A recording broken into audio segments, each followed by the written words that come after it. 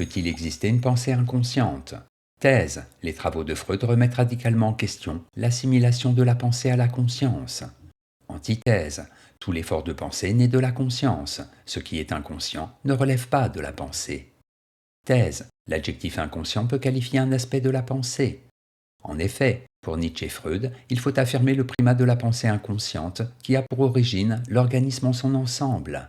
L'on est obligé de reconnaître que les pensées surgissent indépendamment de la volonté. Premier argument, certaines pensées sont étrangères à ma volonté. Notre expérience quotidienne nous met en présence d'idées qui nous viennent sans que nous en connaissions l'origine. Freud, métapsychologie. Des pensées peuvent m'apparaître sans que je les ai voulues. Ce fait constitue une objection de taille à la thèse selon laquelle les pensées résultent toutes de l'activité du sujet conscient. Deuxième argument, la pensée consciente n'est pas toute la pensée. Selon Nietzsche, la pensée qui devient consciente ne représente que la partie la plus infime, la plus superficielle de tout ce que l'on pense, le gai savoir. Nietzsche va jusqu'à soutenir l'existence d'une pensée inconsciente et impersonnelle, mettant en question la prétention du sujet à maîtriser, grâce à la conscience, ses pensées et ses sentiments. Troisième argument, notre manière de penser s'inscrit dans une pensée déjà faite. La manière dont nous considérons quelque réalité que ce soit dépend de la culture et de l'éducation. Quelque chose pense, mais croire que ce quelque chose c'est le moi est une pure supposition. Nietzsche, par-delà le bien et le mal. Il ne faut pas dire je pense, mais il y a une pensée qui pense en moi. En bref, la pensée consciente est semblable à la partie visible d'un iceberg. Elle n'est que ce qui émerge des profondeurs de l'inconscient. Quelquefois ça pense en moi sans que j'en prenne nécessairement conscience.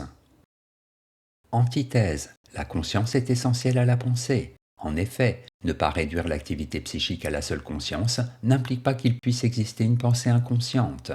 Un fait psychique n'est pas nécessairement une pensée. Quand c'est une pensée, elle est consciente. Premier argument, nul ne peut penser sans avoir conscience de penser. La pensée se confond pratiquement avec la conscience. Dès que je pense, et au moment où je pense, j'ai en même temps conscience d'exister. Je pense donc je suis, nous dit Descartes dans le discours de la méthode et dans les méditations métaphysiques. Penser, c'est unir des représentations dans une conscience, déclare Kant dans les prolégomènes à toute métaphysique future. Deuxième argument, une pensée réelle, achevée et déterminée, doit être une pensée consciente. Une pensée non consciente n'est en réalité qu'une pensée obscure et non achevée, nous fait remarquer Hegel. C'est pourquoi elle n'existe qu'à travers un discours qui la formule clairement. La pensée ne s'achève que lorsqu'elle a trouvé son expression. Gustave Lançon, Histoire de la littérature française. Troisième argument, la pensée est étrangère à l'inconscient. Pour un philosophe comme Karl Jaspers, c'est rabaisser l'homme au niveau le plus bas que de faire de toute son activité pensante la simple superstructure des pulsions inconscientes.